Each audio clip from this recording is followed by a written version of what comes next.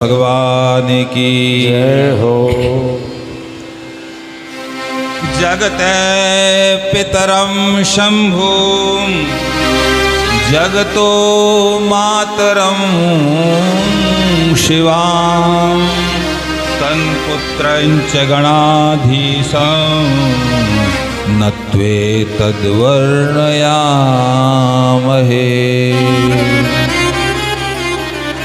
श्री व्यास जी महाराज ने भगवान शिव के परिवार के साथ में उनकी वंदना की और व्यास जी कहते हैं जगत के पिता भगवान शिव। और हम अब तक क्या सुनते आए? जगत पिता। जगत पिता कौन?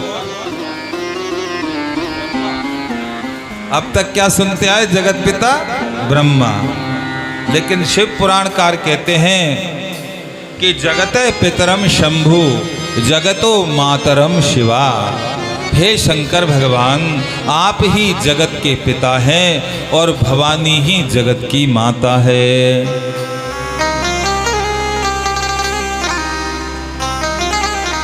और वास्तविकता भी यही है। भगवान शंकर ही जगत के पिता हैं।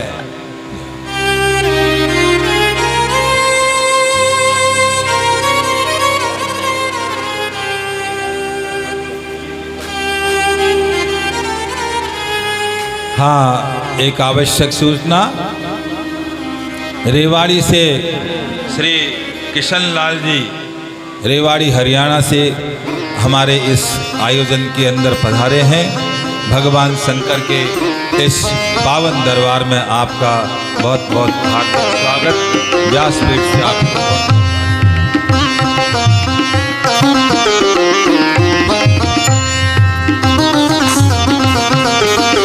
आपका बहुत बहुत सम्मान, स्वागत, सत्कार यजमान परिवार की तरफ से विराजमान।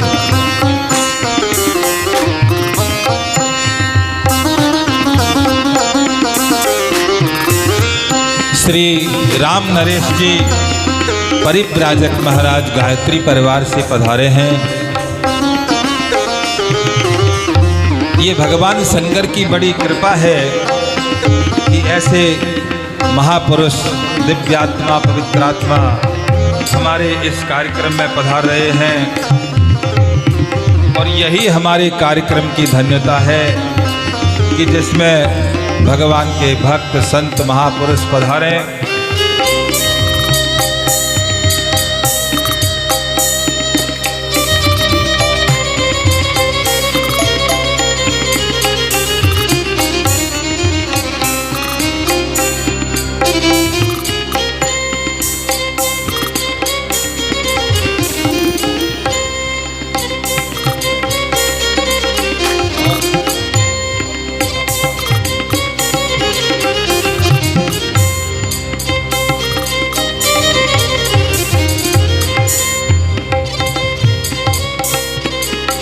विराजमान।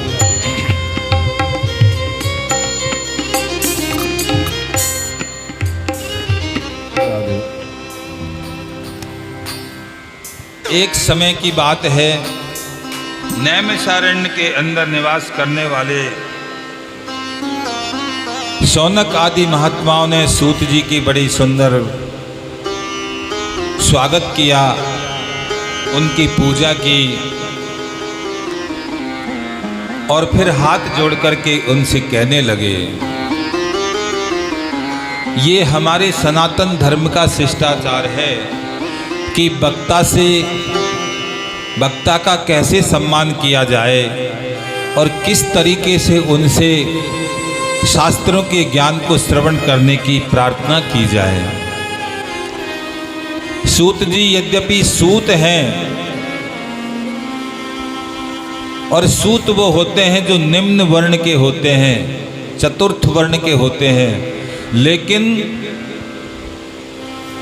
आदमी बड़ा जन्म से या वर्ण से नहीं, आदमी का बड़प्पन उसकी महानता कर्म से होती है, ज्ञान से होती है। जय हो। आयु वृद्धा धन वृद्धा कोई आयु में बड़े होते हैं, कोई धन में बड़े होते हैं। बल वृद्धास तथैव च, कोई बल में बड़े होते हैं।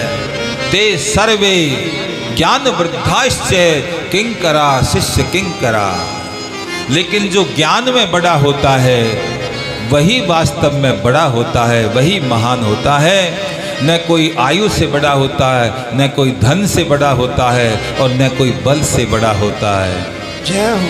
ते सर्वे ज्ञान वृद्धाश्च किंकरा, शिष्य किंकरा। शौनक जी महाराज बहुत आयु में बहुत वृद्ध है, सूत जी महाराज उनसे आयु में बहुत छोटे हैं, लेकिन फिर भी शौनक जी ने सूत जी को ऊंचे आसन पर बिठाया, चरण धोए, चरणामृत लिया, माला पहनाई, भोग लगाया। और जब सूत जी आनंद से आसन पर बैठ गए तब हाथ जोड़ करके बड़े विनम्र भाव से उन्होंने निवेदन किया कि सूत सूत महाभाग चिरंजीव सुखी भव, यच्छ्रावयसि नस्ताते शांकरी परमाम कथा।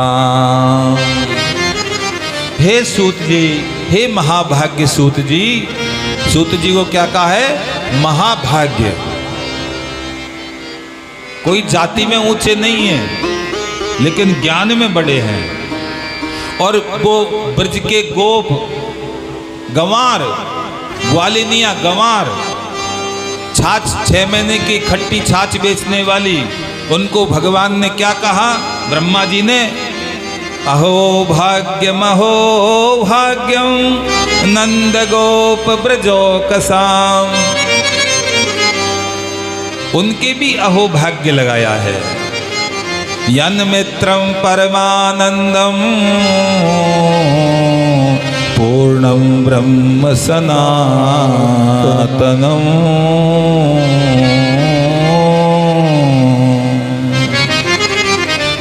अहो भाग्य हैं वो लोग नंद के ब्रज में रहने वाले कि पूर्ण ब्रह्म परमात्मा जिनका मित्र बन करके उनके साथ क्रीड़ा करता है। ऐसे ही यहाँ पर शौनक जी कहते हैं कि सूत सूत महाभागे चिरंजीव सुखी भवे। आप तो चिरंजीव रहो, सदा जीवित रहो, और संसार के प्राणियों को शास्त्र सुना सुना करके उनके दुखों को हरते रहो। इसलिए आपके मुख कमल से महात्माओं ने प्रार्थना की। सूत जी ने कहा, महात्माओं थोड़ा अल्पाहार कर लो, जलपान कर लो। शौनक जी ने कहा कि महाराज जब आप नहीं थे तब हमको भूख प्यास सता रही थी, अब आप आ गए तो हमारी भूख और प्यास सब खत्म हो गई। क्योंकि आप जो शंकर भगवान की आपने अभी तक हमको विद्येश्वर संहिता सुनाई है, उस भगवान की कथा को सुनने से और हमारी भूख प्यास सब खत्म हो गई है। पिबन्तस्त्वन्मुखाम्बोजच्युतं ज्ञानामृतं वय, अभितृप्ता पुनः किंचित प्रष्टुमिच्छामहे नघ। हम आपके श्री मुख से जो ये भगवान शिव की कथा रूपी अमृत का झरना झर रहा है, उस झरने की अमृत को पी पी करके और हम धन्य हो रहे हैं। न हमको अब प्यास है, न हमको भूख है। आप तो भगवान शिव की कथा हमको श्रवण करवाओ। यही बात सुखदेव जी महाराज ने राजा परीक्षित को कही 10वें स्कंद के प्रारंभ में। राजा, आज 4 दिन हो गए, कथा निरंतर चल रही है, नॉट स्टॉप। थोड़ा रेस्ट कर लो, विश्राम कर लो, जलपान कर लो। परीक्षित ने कहा, नहीं महाराज, भूख तो प्यास तो तब लगी थी जब एक ब्राह्मण महात्मा का मैंने अपराध कर दिया था, उसके गले में मरा सर्प डाल दिया था। अब तो आपके मुखार बिंद से यो श्री कृष्ण की कथा रूपी अमृत जो झर रहा है, पिबंतम तन्मुखाम्बुजम च्युतम हरि कथामृतम, अब तो वो मैं पी रहा हूँ। आप तो पिलाओ गुरुदेव, मुझे भूख प्यास की कोई चिंता नहीं है।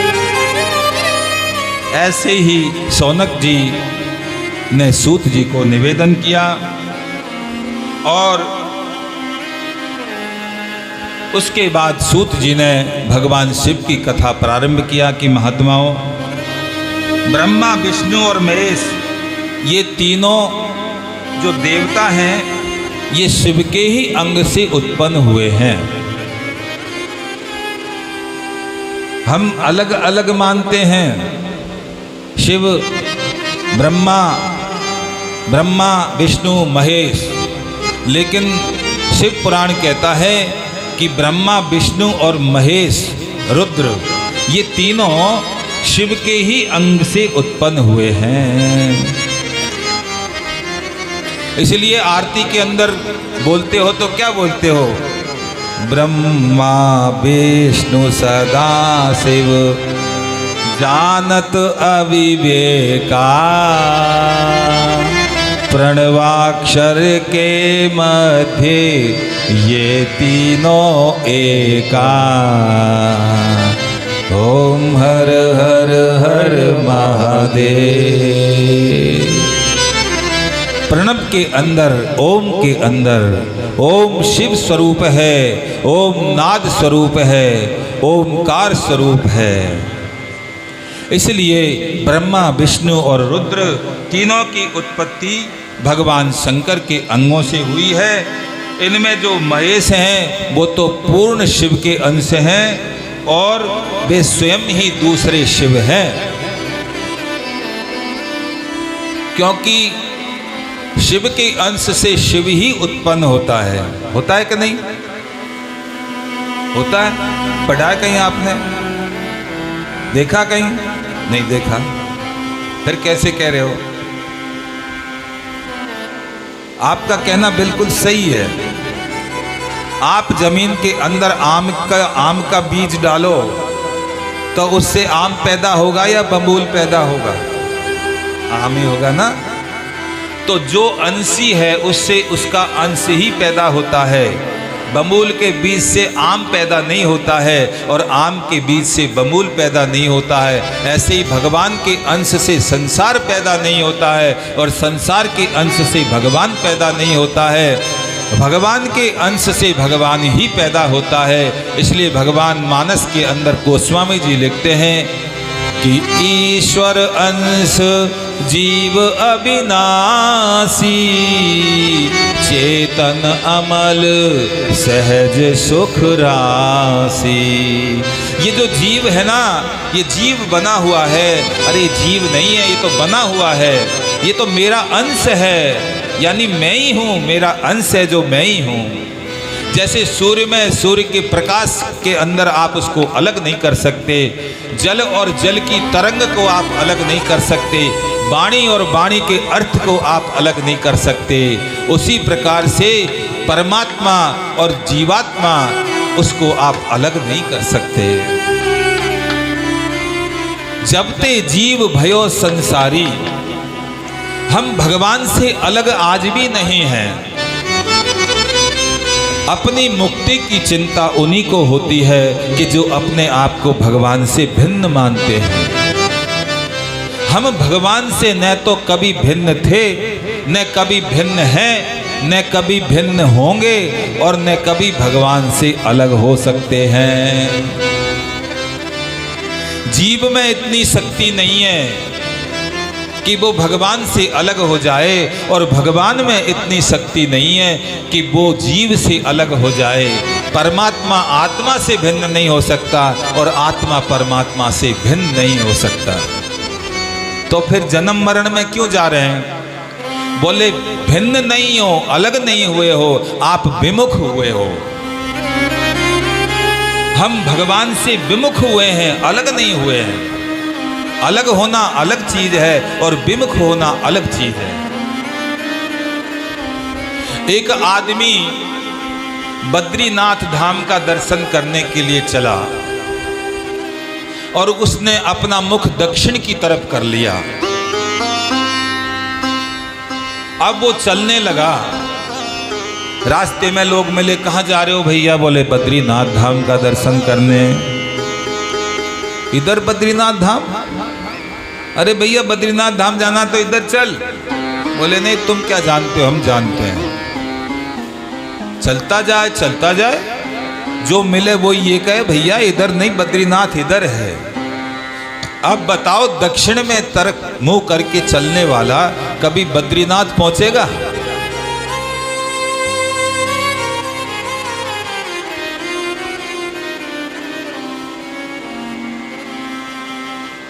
एक एक कदम वो उठाएगा तो एक एक कदम वो बद्रीनाथ भगवान से दूर होता हुआ चला जाएगा, क्योंकि बद्रीनाथ है उत्तर में और उसका मुंह है दक्षिण में। जितना जितना चलेगा उतना उतना वो भगवान से दूर होता हुआ चला जाएगा। फिर एक कोई संत मिले, संत ने कहा रे भैया कहाँ जा रहे? बोले बद्रीनाथ धाम। अरे पागल, तू कई जन्म धारण कर ले, अगर तू इधर मुंह करके चलेगा तो तू कभी बद्रीनाथ नहीं पहुंच सकता। विचार किया, जो मिलता जो ये कहता है कहीं मैं ही तो गलत नहीं हूं, तो क्या करूं महाराज? बोले मेरी बात मानेगा? बोले मानूंगा। तो बोले तू कुछ मत करे, बस सिर्फ थोड़ा सा डायरेक्शन चेंज कर ले। दक्षिण की बजाय उत्तर को मुंह कर दिया उस संत ने उसका, और कहा कि अब तू चल, अब तू एक एक कदम भी चलेगा तो एक एक कदम तू भगवान बद्रीनाथ के नजदीक पहुंचता हुआ चला जाएगा। तो हम भगवान से विमुख हुए हैं, अलग नहीं हुए हैं। जिस दिन हम भगवान के सम्मुख हो जाएंगे, सही चल रही है, छेड़ो मत। जिस दिन हम भगवान से अलग हो जाएंगे, अलग हो नहीं सकते, विमुख हुए हैं। और भगवान की कथा क्या करती है? अब आपका मुंह किधर है? भगवान की तरफ है ना। तो जब जीव संसार से भगवान की तरफ अपना मुख कर लेता है तो सन्मुख होई जीव मोहि जबहि। ओ सन्मुख होई जीव मोहि जबहि। सन्मुख होई जीव मोहि जबहि। सन्मुख होई जीव मोहि जबहि। जन्म कोटि अगनासौ तबहि। ओ जन्म कोटि अगनासौ तबहि। जन्म कोटि अगनासौ तबहि। जन्म कोटि अगनासौ तबहि। सन्मुख होई जीव मोहि जबहि। भगवान की कथा, भगवान के संत, भगवान के गुरु, ये हमको क्या करते हैं? ये कुछ नहीं करते हैं, ये सिर्फ हमको भगवान के सम्मुख कर देते हैं और फिर कहते हैं बेटा अब जो मैंने रास्ता बताया है उस रास्ते पर चलो। तुम जिस स्पीड से चलोगे उसी समय से आप भगवान के पास पहुंच जाओगे। एक नहीं, 100 नहीं, 1000 जन्म भी लग जाएं तो कोई चिंता नहीं करना। गुरु की आज्ञा पे चलो, एक न एक दिन आप भगवान के पास जरूर पहुंच जाओगे।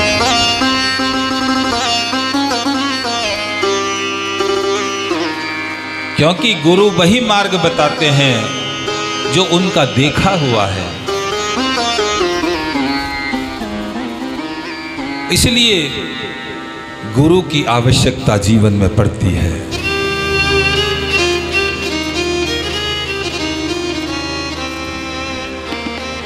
कल आपने बड़ा सुंदर भजन सुना, मेरा तार हरि से जोड़े ऐसा कोई संत मिले। ऐसा कोई संत स्वामी जी महाराज जैसा मिल जाए जीवन में तो जीवन धन्य हो जाता है। बिना कुछ किए हमको तो भाई, जैसे मैं तो एक भिखारी की तरह सड़क पर पड़ा हुआ था, लेकिन जैसे कोई घनश्याम दास बिड़ला आया गाड़ी लेकर के और उसने सोचा रे मेरे कोई संतान नहीं है, उस भिखारी को उठाया और दूसरे दिन उसको अपना दत्तक पुत्र बना दिया, गोद ले लिया। रात को जो सड़क पर भिखारी बन के सो रहा था मेरा जैसा, और वही दूसरे दिन अरबपति खरबपति बन गया, टाटा बिरला का बेटा बनते हैं। ऐसे ही सदगुरु हमको भगवान की गोद में बिठा देते हैं और भगवान की गोद प्राप्त होने के बाद में ये जीवात्मा सदा सदा के लिए धन्य हो जाता है, आनंदित हो जाता है। शौनक जी ने भगवान शिव के उत्तम स्वरूप का बारे में पूछा। शिव का उत्तम स्वरूप क्या है? निर्गुण महेश्वर सगुण कैसे हो जाते हैं? सृष्टि के पूर्व शिव किस प्रकार स्वरूप में स्थित रहते हैं? उनको प्रसन्न करने का सबसे सरल उपाय क्या है? ब्रह्मा, विष्णु और महेश ये तीन देवता शिव के ही अंग से कैसे उत्पन्न हो जाते हैं? और हे महाराज, भगवान शंकर और माँ पार्वती का विवाह कैसे संपन्न हुआ? ये सब भगवान की लीलाएं हम श्रवण करना चाहते हैं। सूत जी कहते हैं कि महात्माओं, शंभोर गुणानुवादात् को विरज्येत पुमान द्विजय बिना पशुगणम त्रिविध जनानंद करात सदा। हे महात्माओं, भगवान शंकर के गुणों को सुनने से सिवाय कोई आत्महत्यारे के ऐसा कौन है कि जिसको भगवान शंकर की कथा प्रिय नहीं लगती है? ये कम है। ये वाला कल से ही ठीक नहीं चल रहा है, इसको सही करो। इधर क्योंकि भगवान की कथा तो सबके लिए है, भक्तों के लिए नहीं है। भागवत में आया है कि निवृत्त तरसे रूपगीयमानात् भवो सदा क्षोत्र मनोभिरामात् कै उत्तम श्लोक गुणानुवादात् पुमान विरज्येत बिना पशुघ्नात्। ऐसा कौन पशु घाती होगा जो भगवान की कथा से ऊबेगा? सूत जी कह रहे, महात्मा तुमने बड़ा प्रश्न, सुंदर प्रश्न किया है। भगवान की कथा सबके लिए है। निवृत्त तर से जिनकी तृष्णा, संसार की कामना, वासना समाप्त हो गई, ऐसे आत्मा राम पुरुष भी भगवान की कथा को सुनते हैं। उपगीयमानात्, जो उपगीयमान हैं, जो संसार के अंदर सुख प्राप्त करना चाहते हैं विषयों का, ऐसे विषयी संसारी लोगों के लिए भी भगवान की कथा आनंद प्रदान करती है। और जो संसार में दुखी हैं, रोगी हैं, तड़प रहे हैं, उनके लिए भी भगवान की कथा भवौषधि, भवसागर की जो बीमारियों से मिटाने वाली, जन्म मरण से निवृत्त करने वाली औषधि का काम करती है। इसलिए तुमने बड़ा सुंदर प्रश्न किया है। एक समय की बात है, मुनिराज शिरोमणि विनीत चित्त जो हिमालय की गुफा में गंगा के किनारे पर जाकर के, और ये विनीत चित्त जो है ब्रह्मा जी के पुत्र थे।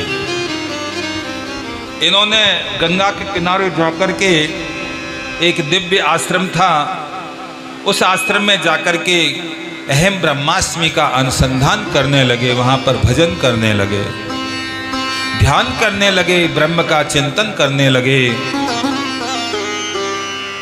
तपस्या देखकर इंद्र कांप गया, क्योंकि इंद्र के पास में हमेशा खतरा बना रहता है। इंद्र किसको कहते हैं? इंद्र कौन है? जिसके पास तीनों लोकों की संपत्ति का जो मालिक है वो इंद्र है। वैसे इंद्र अधूरा नाम है, उसका नाम इंद्र नहीं है, उसका नाम है देवेंद्र। जो देवताओं का भी राजा है उसको इंद्र, हम इंद्र कहते हैं उसको, लेकिन उसका नाम है देवेंद्र। तो इंद्र को हमेशा खतरा बना रहता है। कोई अच्छा काम करता है, यज्ञ करता है, इंद्र सोचता कहीं मेरी कुर्सी नहीं छीन ले। ऐसा नहीं हो कि मेरी सरकार अल्पमत में आ जाए, मेरी सरकार गिरा दे और खुद राजा बन बैठे। इसलिए जो कोई भजन करता है, तपस्या करता है, तो इंद्र उसकी तपस्या में विघ्न डालने पहुंच जाता है। महाराज विनीत चित्त वहां पर तपस्या करने गए।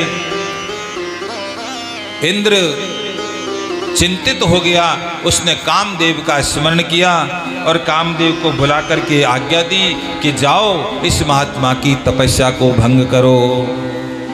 कामदेव आया और अपने शस्त्र लेकर के गया। कामदेव के शस्त्र क्या है? बसंत ऋतु, सुंदर अप्सराएं, बढ़िया मौसम। वो गाते हैं ना, आज मौसम बड़ा बेईमान है। किसी का पति विदेश गया हो और वो आज आने वाला हो तो क्या कहती हो? आज मौसम बड़ा बेईमान है। आने वाला कोई मेहमान है, पति का इतनी प्रतीक्षा रहती है। तो मौसम तैयार किया उसने, काम ने जाकर के, कामदेव ने। लेकिन महात्मा तपस्या में लीन रहे। उसकी तपस्या को कामदेव भंग नहीं कर सका, क्योंकि पूर्व जन्म में, पूर्व काल में उसी स्थान पर भगवान शंकर ने तपस्या की थी। और जब वहां पर भगवान शंकर की तपस्या को भंग करने कामदेव आया तो भगवान शंकर ने उसको जला करके भस्म कर दिया। वही स्थान है, वहां उसकी तपस्या कामदेव भंग नहीं कर सका। एक बार नारद जी महाराज ने भी वहीं जाकर के तपस्या की। हजारों वर्ष तपस्या करने के बाद में नारद जी का तपस्या को देख करके और इंद्र को चिंता लगी।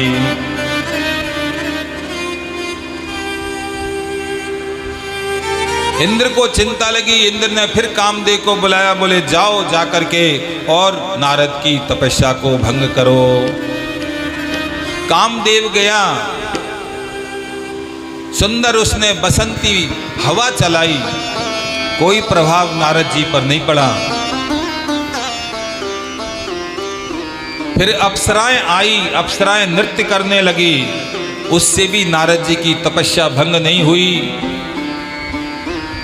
कामदेव भी देख करके घबरा गया, क्योंकि भगवान शंकर की, वहां पर भगवान शंकर का वरदान लगा हुआ था कि वो जो विनीत चित्त नाम का ब्राह्मण था, उसके पास जब कामदेव आया तपस्या भंग करने, तब उसने श्राप दिया कि आज के बाद में अगर कामदेव भी यहाँ पर आएगा तो जहाँ तक मनुष्य खड़ा होकर के अपनी नेत्र से धरती को जितनी दूर तक देखेगा, पृथ्वी को, उतनी दूरी पर कामदेव का कोई प्रभाव नहीं पड़ेगा। और उसी स्थान पर जाकर के नारद जी ने तपस्या की। कामदेव आया, बसंत ऋतु लाया, अपने 5 बाण चलाए उसने काम के, अप्सराएं लेकर के आया, लेकिन नारद जी की तपस्या भंग नहीं हुई।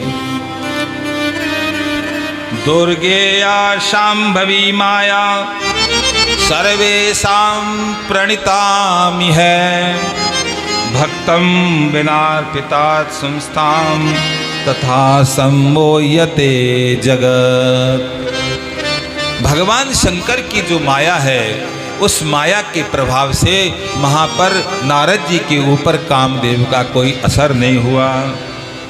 लेकिन नारद जी को तो महाराज काम विजय का अभिमान हो गया। उन्हें देखा कि मैंने तो कामदेव को भी जीत लिया। और नारद जी वहाँ से कि अब कोई अच्छा काम करता है आदमी तो वो चाहता है कि मेरे काम की लोग बढ़ाई करें, और बढ़ाई होनी भी चाहिए। घर के अंदर कोई रसोई बनाने वाली जो माता बहनें, बहुएं, बेटियां होती है, तो उनकी रसोई जो बनाती है ना, उसकी प्रशंसा किया करो। प्रशंसा करनी चाहिए, क्योंकि हर आदमी चाहता है कि मेरा जो काम है उसकी बढ़ाई हो, प्रशंसा हो।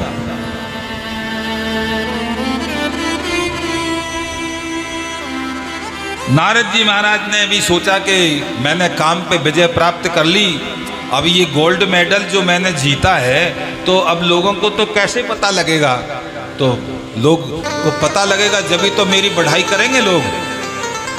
तो वहां से सीधे गए कैलाश पर्वत पर जाकर के भगवान शंकर के पास में पहुंचे और शंकर जी के पास जाकर के नारद जी महाराज और शंकर जी ने कहा, अरे आओ आओ नारद, क्योंकि दोनों ही ब्रह्मा जी के पुत्र हैं, आज तो बड़े दिन में आए हो। नारद जी ने कहा, हाँ भैया जी बहुत दिन में आए हैं। तब नारद गबने शिव पाही, तब नारद गबने शिव पाई, तब नारद गबने शिव पाई, ओ तब नारद गबने शिव पाए।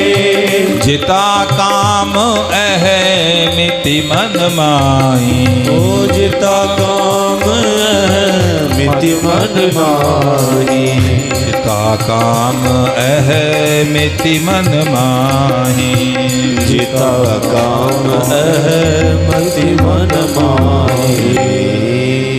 सारा चरित्र जाकर के और नारद जी ने भगवान शंकर को सुना दिया, ऐसा हुआ, कामदेव आया, अप्सराएं आई, उसने ऐसे ऐसे बाण चलाए, लेकिन भाई साहब हमारे ऊपर उसका कोई बल नहीं चला।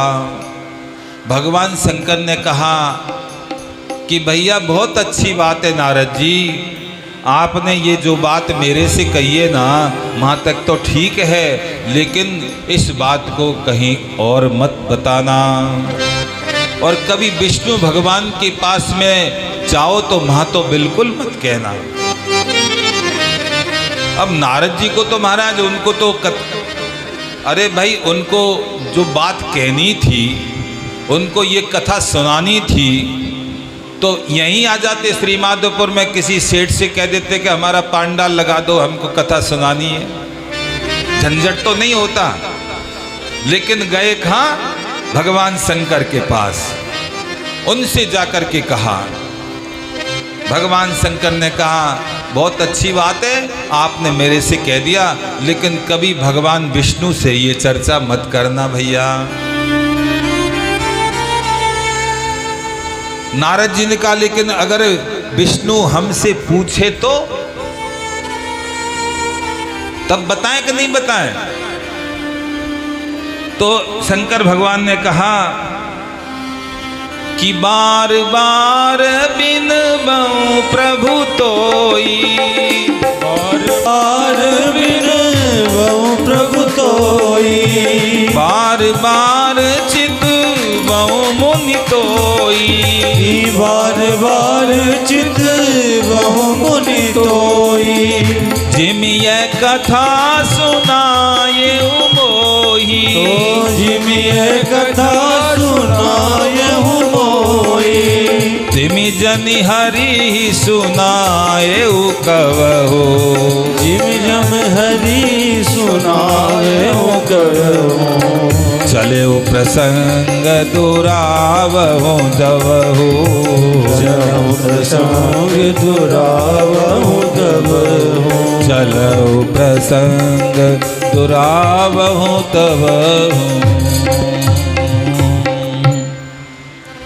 भैया विष्णु जी से कभी मत कहना, और बोले वो चला करके पूछे तो बोले तब तो बिल्कुल ही मत कहना, छुपा लेना इस बात को, ठीक है। लेकिन अंदर तो नारद जी के पेट में तो बुलबुले उठ रहे हैं, जब तक कहीं दो चार जगह पर नहीं कहेंगे तब तक रोटी हजम नहीं होगी नारद जी को। इसलिए नारद जी वहाँ से सीधे गए ब्रह्मलोक में, पिताजी के पास में गए। ब्रह्मा जी ने भी यही कहा कि नारद तुमने जो कुछ किया वो ठीक है, लेकिन भगवान को ये बात मत बताना। फिर भी नारद जी को संतोष नहीं हुआ। संबुदीन उपदेश, जो मैं आपको चौपाइयाँ सुना रहा हूँ ना, बस ये शिव पुराण के श्लोकों का ही अनुवाद है। जो शिव पुराणकार ने कथा लिखी है, उसी कथा को गोस्वामी तुलसीदास जी ने बहुत सरल करके लिखा है। इसलिए आइए आज मानस के माध्यम से भी हम इसका आनंद लें। कितने बड़े चितेरे हैं तुलसीदास जी महाराज, पता नहीं कहाँ कहाँ से उन्होंने संग्रह किया है।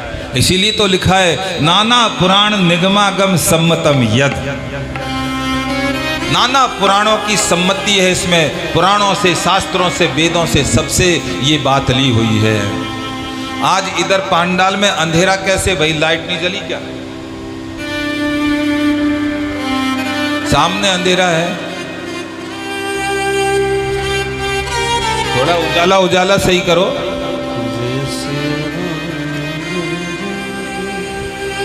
शंभुदीन उपदेश नहीं नारद ही सुहान, भरद्वाज कौतिक सुनौ हरि इच्छा बलवान। जब शंकर भगवान नारद जी को उपदेश कर रहे थे तो भगवान विष्णु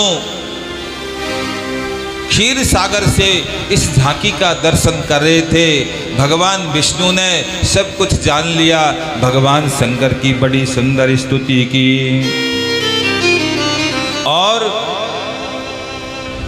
क्योंकि भगवान ने जो चाहते हैं वही होता है। राम कीन चाहि सोई होई, और करे अन्यथा असी नहीं कोई। जो भगवान चाहते हैं उसको कोई रोक नहीं सकता, और भगवान जो नहीं चाहते हैं उस बात को कोई कर नहीं सकता। तो एक बार की बात है, नारद जी महाराज वीणा लेकर के और वीणा बजाते हुए और क्षीर सागर पर पहुँचे। वहाँ जाकर के देखा भगवान विष्णु क्षीर सागर के अंदर शेष सैया पर निवास कर रहे हैं। लक्ष्मी जी चरण सेवा कर रही हैं। और जैसे ही गए तो तुरंत भगवान उठे और उठ करके नारद से मिले। अरे आओ आओ नारद, आज तो बड़े दिन में आए हो, क्या बात है? नारद जी ने कहा हाँ प्रभु, वो क्या है कि आजकल हम थोड़े कई दिनों से तपस्या में लीन थे। अच्छा, और वो क्या हुआ कि कामदेव को हमने जीत लिया, उसने हमारे ऊपर खूब आक्रमण किया, लेकिन उसका कोई बस हमारे ऊपर नहीं चला। जब ये बात सुनी तो भगवान विष्णु को हंसी आ गई। हरसी मिले उठी रमान केता, हरस मिले उठी रमान केता। बैठे आसन ऋषि समेता, ओ बैठे आसन ऋषि समेता। बैठे आसन ऋषि समेता, ओ बैठे आसन ऋषि समेता। बोले भी हसी चराचर स्वामी, बोले भी हसी चराचर स्वामी। बोले भी हसी चराचर राया, बोले भी हसी चराचर राया। बहुते दिनन कीन मुनि दाया, बहुते दिनन कीन मुनि दाया। हे मुनि, हे देवर्षि, अब की बार तो बहुत दिन हो गए, आपने बड़े दिन में जाकर के आज कृपा की है, दर्शन दिए हैं। नारद जी को और अभिमान हो गया। भगवान विष्णु को तो सब पता था कि नारद जी क्या करके आए हैं। शंकर भगवान ने भी बहुत उपदेश किया, बहुत समझाया उनको, लेकिन एक भी बात नारद जी के पल्ले नहीं पड़ी। अब तो महाराज कामचरित मुनिवर सब भाखे। नारद जी ने जो कुछ चरित्र हुआ था कामदेव के साथ में, वो सब भगवान विष्णु को सुना दिया। जब सुना भगवान विष्णु ने, तो विष्णु ने कहा, अरे नारद जी, आप तो ब्रह्मचारी हैं, तपस्वी हैं, ज्ञानी हैं, कौन भला आपके ऊपर विजय प्राप्त कर सकता है? बेचारा काम कितना सा छोटा सा आदमी है, आप तो बड़े महान हो। अब तो नारद जी फूल के और भी कुप्पा हो गए।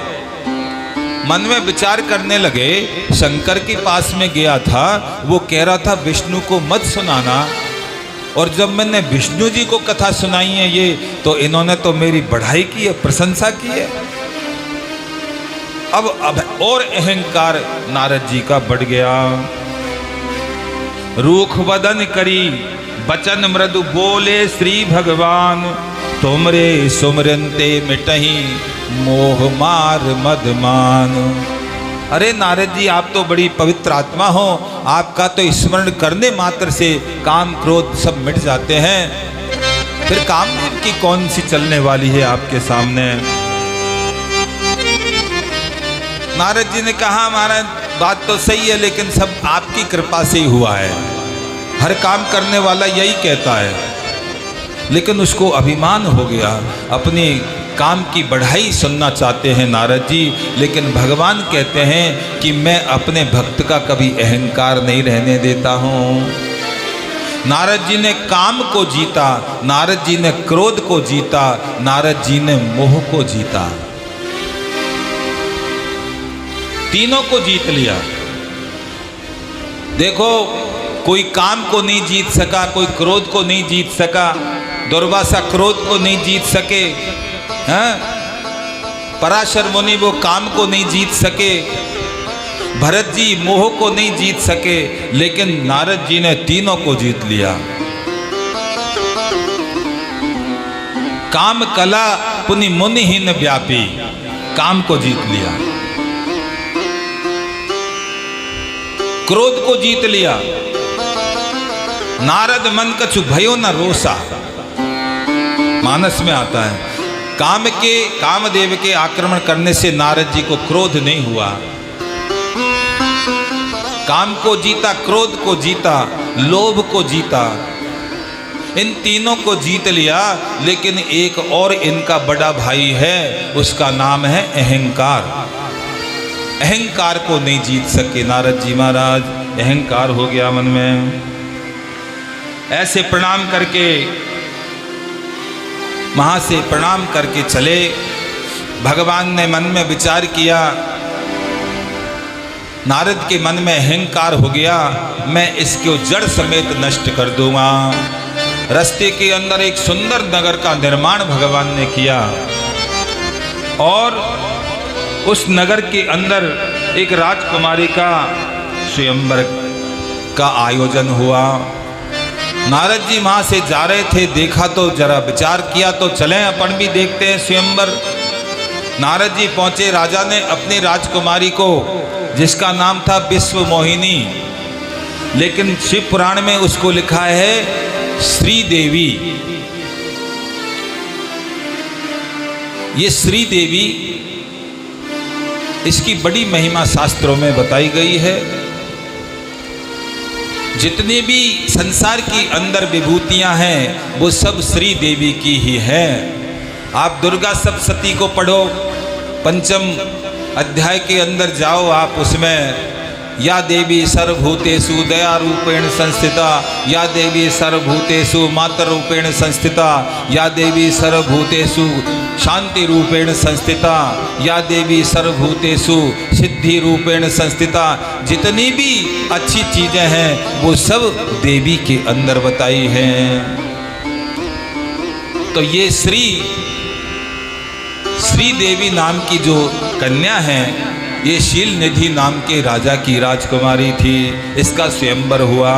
जब देवर्षि गए, राजा को बड़ी आनंद हुआ, राजकुमारी को लाकर के प्रणाम करवाया और कहा, महाराज जरा इसका भाग्य देखो, हाथ की रेखा देखो।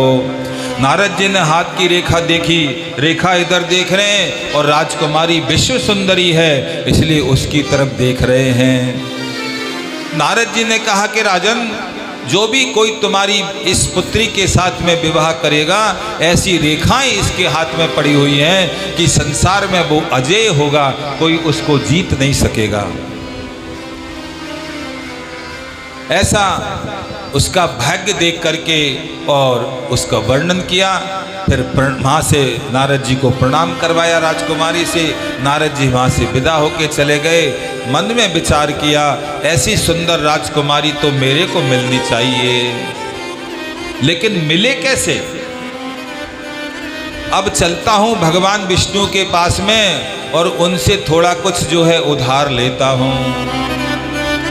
नारद जी गए विष्णु के पास में, जाकर के भगवान से निवेदन किया। वो सारी जो राजकुमारी के गुण थे उनका चिंतन करते हुए नारद जी महाराज वैकुंठ में पहुंच गए और वहां जाकर के भगवान से कहा कि प्रभु कुछ हमारा भी ध्यान रखो। बहुत दिन हो गए हमको सिंगल घूमते हुए। सिंगल आदमी को कोई शहर में किराए पे कमरा भी नहीं देता है, तो थोड़ी हमारी भी दुनिया बसाने दो। बोले क्या चाहते हो? बोले महाराज एक ही निवेदन है कि आपन रूप देव प्रभु मोई। आपन रूप देव प्रभु मोई। आपन रूप देव प्रभु मोई। आपन रूप देव प्रभु मोई। आन भांति नहीं पावो कोई। आन भांति नहीं पावो कोई। जय विधि होए परम हित मोरा। जय विधि होए परम हित मोरा। करहु सो बेगी दास में तोरा। ओ करहु सो बेगी दास में तोरा। करहु सो बेगी दास में तोरा। करहु सो बेगी दास में तोरा। निज माया बल देखी विशाला। निज माया बल देखी विशाला। हिय हसी बोले दीन दयाला। हिय हसी बोले दीन दयाला। हिय हसी बोले दीन दयाला। हे प्रभु आपन रूप देहु मोहि। आप अपना ये रूप मेरे को थोड़े दिन के समय के लिए उधार दे दो। हे प्रभु आपकी सुंदरता के बिना मैं उस राजकुमारी को नहीं प्राप्त कर सकता। जई विधि होय परम हित मोरा। करहूँ सो बेग दास मैं तोरा। मैं तो आपका सेवक हूँ, आप मेरे स्वामी हो, इसमें मेरा भला हो जाएगा। आप ऐसी कृपा करो। भगवान हंस कर के बोले कि जय विधि होई परम हित नारद सुनऊं तुमार। सोई हम करबन आन कछु बचनन मृषा हमार। सभी माताओं से निवेदन है थोड़ा आगे आगे आ जाएं। थोड़ा आगे आ जाओ भैया, भैया आगे आ जाओ। भगवान कहते हैं नारद जी आप तो कह रहे हो कि जय विधि होई परम हित, जय विधि होई नाथ हित मोरा, लेकिन हम कहते हैं कि जय विधि होई परम हित। हिती से ही काम नहीं है, जिससे तुम्हारा परम हित होगा वो हम करेंगे। और उन्होंने अपना रूप नारद जी को दे दिया, सब कुछ दे दिया, लेकिन उनका मुंह बंदर जैसा कर दिया। शरीर तो सुंदर दे दिया, लेकिन मुख बंदर जैसा कर दिया। अब नारद जी अपना मुंह अपन को थोड़ी दिखता है, औरों को दिखता है। नारद जी ने शरीर की सुंदरता देखी, स्वर्ण शैलाव देहम हो गई। प्रसन्न होकर के गए, माँ जाकर के स्वयंवर में सबके आगे बैठे और राजकुमारी वरमाला लेकर के आए। तो जैसे जैसे चले थोड़ा यूँ ऊंचा हो करके अपने आप को दिखाए कि हम भी उम्मीदवार हैं, हमारे भी चुनाव चिन्ह मिला हुआ है। विष्णु ने चुनाव चिन्ह दिया है, जरा हमको भी देखो हमारी तरफ भी। लेकिन राजकुमारी तो चलती चलती उसके आगे से निकल गई, उसकी तरफ तो देखा भी नहीं। और राजाओं की तरफ तो देखा भी उसने, लेकिन नारद की तरफ तो नारद चितहु बिलोकिन भूली, भूल से भी नारद की तरफ मुख नहीं किया। और सामने भगवान श्रीपति विष्णु उसी समय वहाँ उपस्थित हो गए। नारद जी को सबने देखा, लेकिन उनके मुख को किसी ने नहीं देखा। भगवान नारायण को सिर्फ राजकुमारी ने देखा और किसी को भगवान दिखाई नहीं दिए। राजकुमारी गई और जाकर के वरमाला भगवान के गले में डाल दी। बोलिए लक्ष्मी नारायण भगवान की जय हो।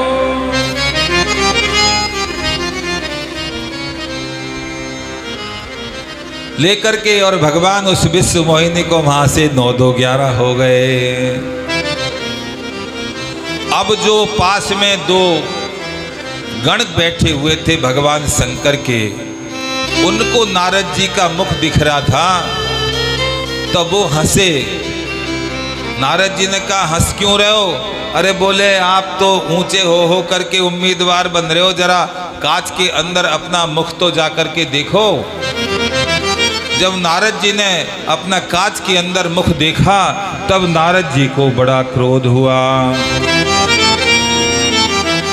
और उन दोनों गणों को श्राप दे दिया नारद जी ने कि तुम मेरी मजाक बनाते हो तो जाहि निशाचर हो तुम, कपटी पापी दो, हंसो हमें सो ले उफल, बहुरी हंसो मुनि को। आज ऐसा तुमको श्राप दूंगा कि आगे से कभी भी किसी ऋषि मुनि की तुम मजाक नहीं बनाओगे, जाओ निशाचर हो जाओ। वही रुद्र के गण 3 जन्म का उनको श्राप लगा, एक जन्म में नारद जी के श्राप से, और वो निशाचर बने, रावण और कुंभकर्ण बन करके संसार में आए। और वहां से फरकत अदर कोप मन माई, होठ फड़कने लगे, गुस्सा भर गया और नारद जी तुरंत वहां से बैकुंठ में पहुंच गए। जाकर के भगवान विष्णु के सामने पहुंचे और कहा शर्म नहीं आती है, एक महात्मा की इस प्रकार से तुमने मजाक बनाया है। अरे असुर सुरा विष शंकर ही आपुरमा मनिचारो, स्वार्थ साधक कुटिल तुम सदा कपट व्यवहार। अरे विष्णु, तुम सदा कपट का काम करते हो। समुद्र मंथन देवता दैत्यों से करवा लिया और अमृत और कौस्तुभ मणि लक्ष्मी को खुद ले भागे। आज जब मेरा नंबर आया तो उस राजकुमारी को तुम ले आए। तुमने मेरे साथ में छल किया है, मेरा मजाक बनाया है। जाओ, मैं आपको श्राप देता हूं। जैसे मैं स्त्री के वियोग में दुखी किया तुमने, ऐसे ही तुम भी एक दिन अपनी पत्नी के वियोग में दुखी होकर के रोते फिरोगे। और तुमने हमारी आकृति बंदर जैसी बनाई है, इसलिए उस समय जब तुम्हारी पत्नी का हरण हो जाएगा, तुम अपनी पत्नी के लिए जंगलों में रोते फिरोगे, तो वही बंदर तुम्हारी पत्नी को ढूंढने में तुम्हारी सहायता करेंगे। जब श्राप दे दिया, श्राप देने के बाद में भगवान ने अपनी माया को समेटा। नहीं तो रमा न राजकुमारी, न तो वहाँ कोई लक्ष्मी मिली, न कोई राजकुमारी मिली, न कोई नगर मिला, कुछ नहीं था। विष्णु भगवान सामने क्षीर सागर में शयन कर रहे हैं। नारद जी को बहुत पश्चाताप हुआ, चरणों में गिर गए और नारद जी कहने लगे,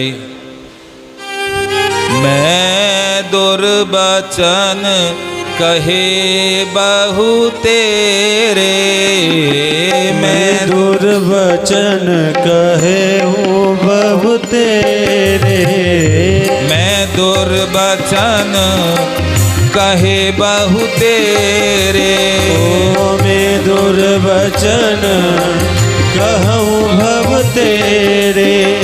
कह मुनि पाप मिटई किमि मेरे। ओ कह मुनि पाप मिटऊँ तिनके रे। कह मुनि पाप मिटहि किमि मेरे। ओ कह मुनि पाप मिटऊँ किन मेरे। जपहु जाई शंकर सतनामा। जपहु जाय शंकर सतनामा। जपहु जाई शंकर सतनामा। जपहु जाय शंकर सतनामा। हो यही तुरत हृदय विश्रामा। हो यही तुरत हृदय विश्रामा। हे प्रभु, मैंने आपकी माया से मैं मोहित हो गया और मैंने बहुत दुर्वचन आपको कहे। उसकी मेरे शरीर के अंदर अब मैं पश्चाताप की अग्नि में जल रहा हूँ। मेरी कैसी शांति मुझे मिलेगी। भगवान ने कहा नारद जाओ और भगवान के सतनामों का जप करो, भगवान शंकर के नाम का जप करो। जपहु जाए शंकर सतनामा और हो यही तुरंत हृदय विश्रामा। आपके हृदय को तभी शांति मिलेगी जब आप भगवान शंकर के नाम का जप करोगे। बहुविधि मुनि प्रबोधि प्रभु तब भय अंतर ध्यान। ब्रह्मलोक सत्यलोक नारद चले करत राम गुणगान। नारद जी महाराज सत्यलोक को चले गए, ब्रह्मलोक को पधार गए, भगवान का गुणानुवाद करते करते हुए